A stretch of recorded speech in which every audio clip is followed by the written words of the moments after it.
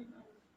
In previous video, we discussed a key term of income method, that is compensation of employees.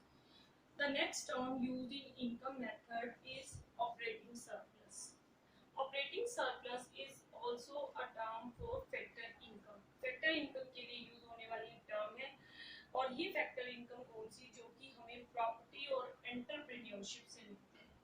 Property, land, building हो सकती है, shares हो सकते हैं, तो उनके थ्रू जो इनकम आ रही है। और जो एंटरप्रेन्योरशिप है, अगर आप किसी बिजनेस में पैसा लगा रहे हो तो उसके बेस पर जो आपको प्रॉफिट आएगा।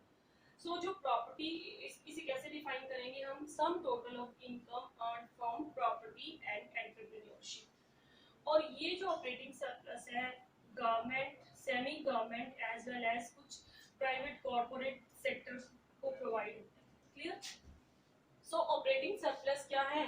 Income from property plus income from entrepreneurship. अब इनकम फ्रॉम प्रॉपर्टी, प्रॉपर्टी से होने वाली इनकम, प्रॉपर्टी हमारे पास दो तरह की होती है। कुछ हमारे पास फाइनेंशियल एसेट्स होती हैं, कुछ रियल एसेट्स होती हैं। फाइनेंशियल एसेट्स में शेयर्स, बॉन्ड्स हो गए आपके पास, और रियल एसेट्स में कुछ लैंड होता है, बिल्डिंग्स होती हैं जिन्हें हम रेंट के लिए देते हैं, मशीन्स होती हैं। तो इन पर इन दोनों से हमें मिलने वाली इनकम तीन तरह से होती है। एक तो रेंट मिलता है, जैसे बिल्डिंग और लैंड से रेंट मिला। रॉयल्टी, रॉयल्टी वो पेमेंट है जो कि आप, मैं एग्जांपल ले रही हूँ, एक जैसे आपने कोई एक टेक्नोलॉजी बनाई, उसका पेटेंट राइट आपको मिला, आपने वो पेटेंट किसी को दे दिया, अपना कॉपीराइट किसी को दे दिया, तो उसके बदले में वो आपको कुछ पे करेगा। वो क्या कहलाती है? रॉयल्टी।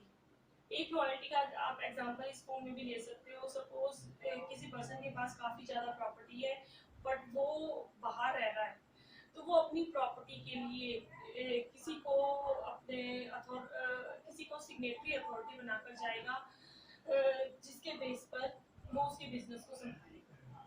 क्लियर?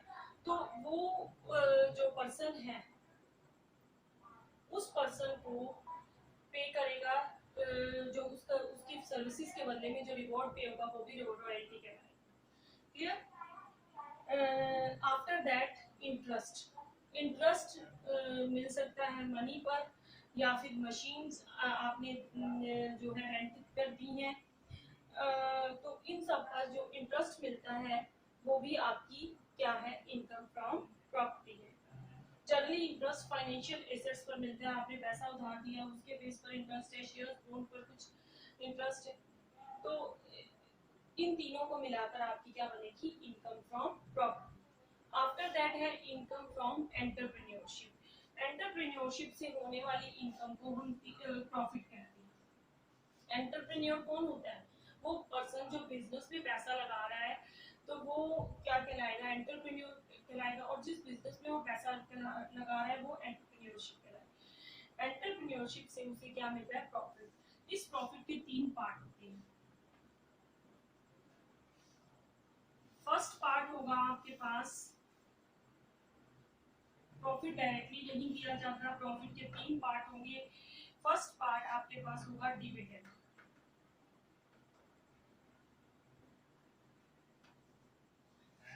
देखिए, किसी ऑर्गेनाइजेशन, किसी फर्म को जो एनुअली इनकम अर्न होती है, दैट इज कॉल्ड प्रॉफिट। उसके तीन पार्ट्स किए जाते हैं। First of all dividend. Dividend क्या होता है? शेयर होल्डर्स का शेयर।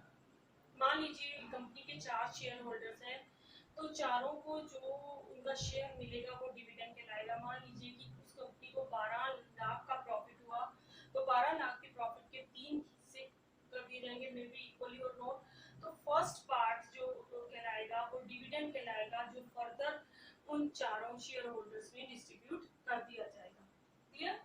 आफ्टर दैट एक आपके पास आता है कॉर्पोरेट टैक्स। कॉर्पोरेट टैक्स, क्योंकि आप इस डोमेस्टिक टेरिटरी में बिजनेस सेटअप कर रहे हैं, तो गवर्नमेंट को कुछ टैक्स पे करना पड़ता है बिजनेस सेटअप करने के लिए, वो कॉर्पोरेट टैक्स कहलाता है। इसे इसका दूसरा नेम दिया हो सकता है business tax.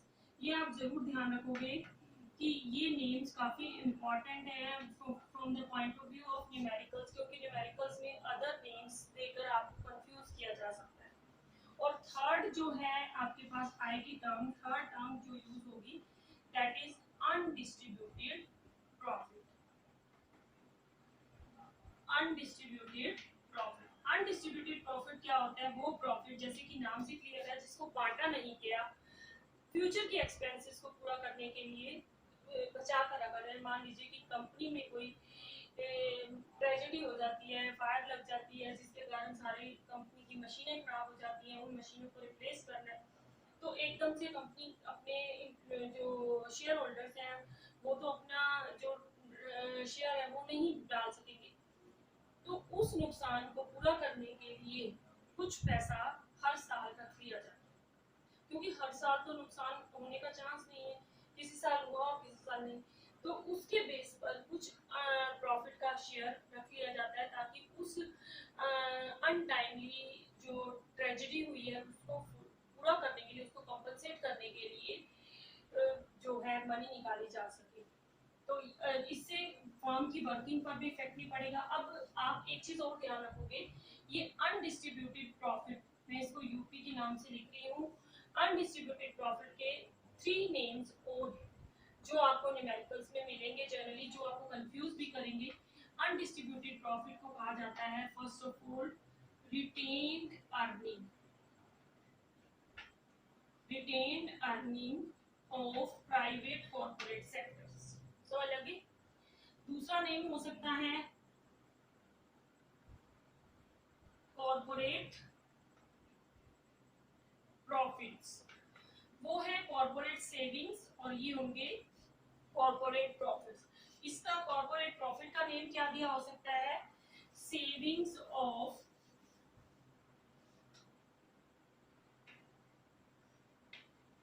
Private corporate sectors. Corporate profit नहीं हो गया, कॉर्पोरेट सेविंग्स यहाँ पर मिस्टेकनली लिया गया। You have to take here term corporate savings, corporate savings, savings of private corporate sector. After that जो थर्ड इसका नेम हो सकता है, इसको क्या कहा जा सकता है? अनडिस्ट्रीब्यूटेड प्रॉफिट, रिटेन्ड अर्निंग, हाँ अनडिस्ट्रीब्यूटेड प्रॉफिट में नेम ले चुकी हूँ। दूसरा नेम ये हो गया कॉर्पोरेट सेविंग, तीसरा नेम हो गया saving of private corporate sector, और चौथा नेम हो गया आपके पास रिटेन्ड अर्निंग। ये चारों नेम से आपके पास अनडिस्ट्रीब्यूटेड प्रॉफिट के ये 4 नेम आपके पास होंगे। तो इट मींस प्रॉफिट आपके पास क्या होगा? पहला कंपोनेंट आया डिविडेंड, दूसरा कॉर्पोरेट टैक्स या बिजनेस टैक्स, और तीसरा आपके पास अनडिस्ट्रीब्यूटेड प्रॉफिट या रिटेन्ड अर्निंग या saving of private corporate sector और कॉर्पोरेट सेविंग्स। इन तीनों को मिलाकर आपके पास क्या बनेगा? Profit. Clear? So income from property and entrepreneurship आपके पास क्या हुई? ऑपरेटिंग सरप्लस आपका कैसे बना? ऑपरेटिंग सरप्लस बना रेंट प्लस रॉयल्टी